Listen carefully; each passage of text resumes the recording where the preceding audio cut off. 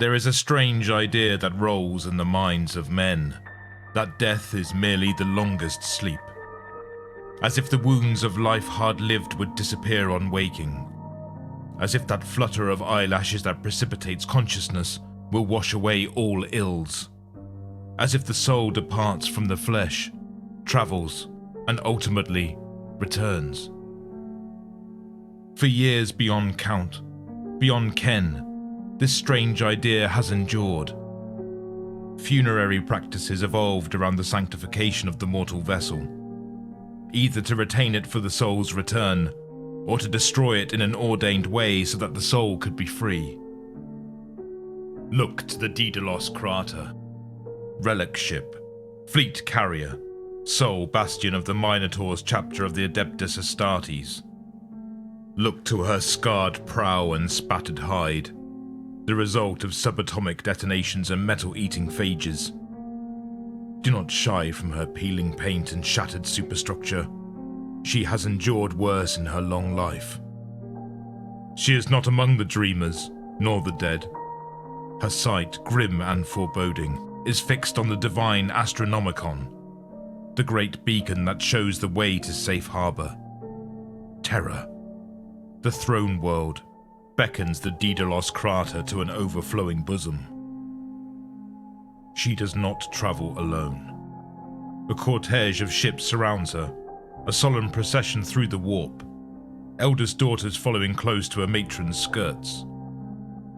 Their formation is a defensive one, a wounded one. They have been hurt, and recently. How, and by whom? Follow the trail of blood and buboes into a hardened heart. We see witches dreaming in their bound caskets. Not every coffin is full, but where, oh where are the former occupants? For them, the dream is over. They are stacked neatly, made presentable by hooded serfs. For the first time, their contorted, warped faces seem at peace. Their limbs are no longer gnarled with pain. The removal crews feel a stab of envy at this. The dream shields their passage through the warp. Pray that their movement beneath those lids remains rapid. Pray that Geller's ancient artistry holds. Pray that those who dream no longer do not follow this trail too. And ask, oh, ask, where are they buried? Where do the bodies go? Climb the ladders. Open the hatches. Place ethereal fingers on gene-locked consoles. Ascend. This is the realm of mortality. The racing, noisome midworld. Fighter pilots in bronze war helms slouch in low dives and bars. A dirty glass in one hand and a wide-awake stimpak in the other. For who knows when the call will come. Great vaulted halls ring an echo with the ferocious drilling of combat regiments, and the shed blood and sweat reek of punishment. Boarders were not satisfactorily repelled. Mops and buckets are the weapons of the day.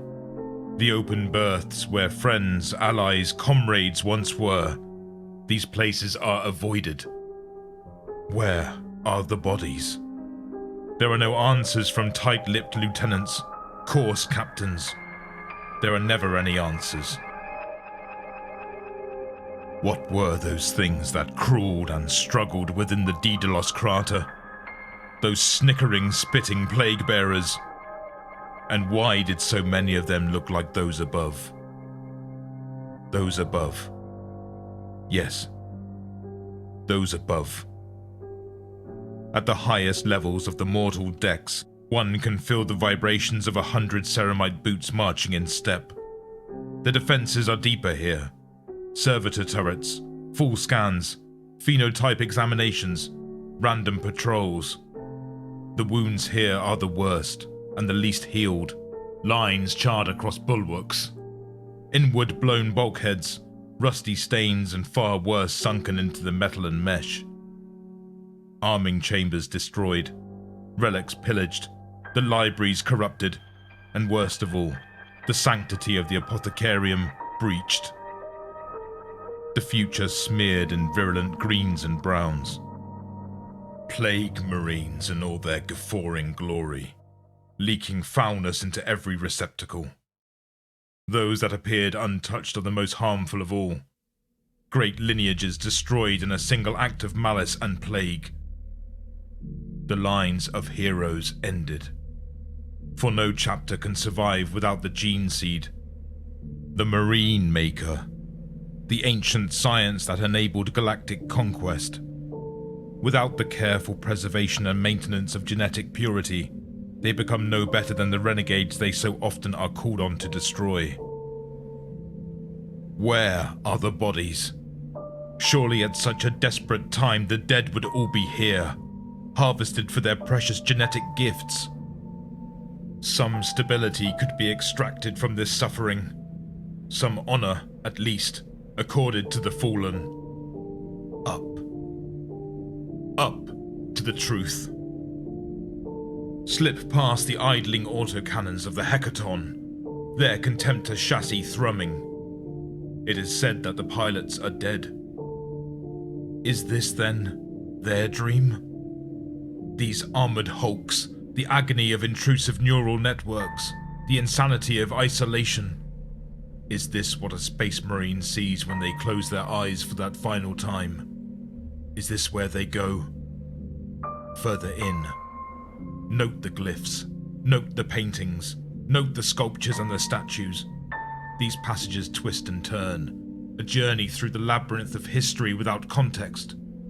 The looting treasure of uncountable worlds, their cultures, their traditions, their very memory stripped of every valuable thing. See here the standard of Ushagul deeps that the Raven Guard believes forever lost. Take a moment to admire the golden tracework on this master-crafted breastplate, and wonder the meaning of the scratched-out pauldron. What mark of power armor could this bronzed prototype be? What battle does this wall-spanning art depict? Are those golden warriors with crimson plumes simply a style, an exaggeration, or something closer to the truth? Follow the invisible path. Seek the active connections, ever shifting, ever reconnecting to new nodes in their paranoia. All lead to the heart of this maze. There are barriers everywhere. Technological firewalls and kill memes. Pressure plates that release deadly gases and toxins or gouts of flame or plasma. Here is a secret. Tap the bare walls. Taste the history. The composite materials. The archaic bindings. The elemental bondings. This labyrinth is older than the 𝙸𝙸 crater.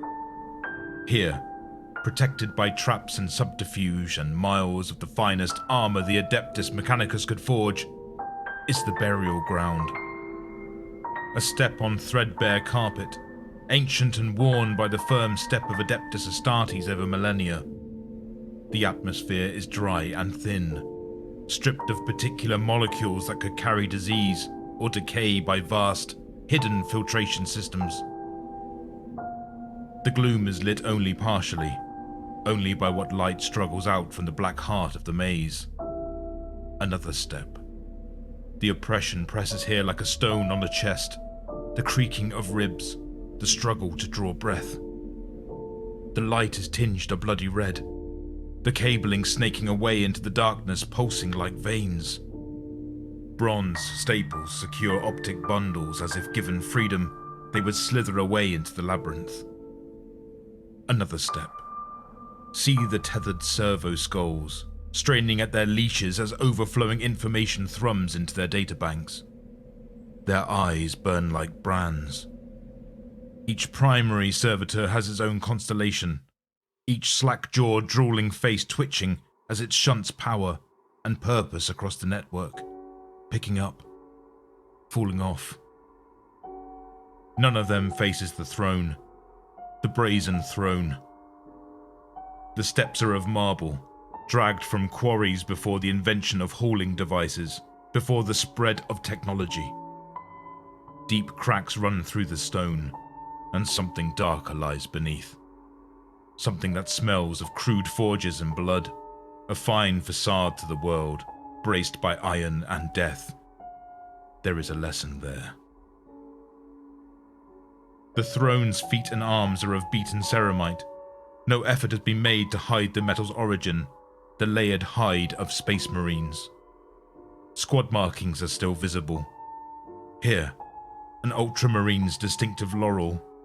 There, a crimson pauldron that could only be from a son of Baal.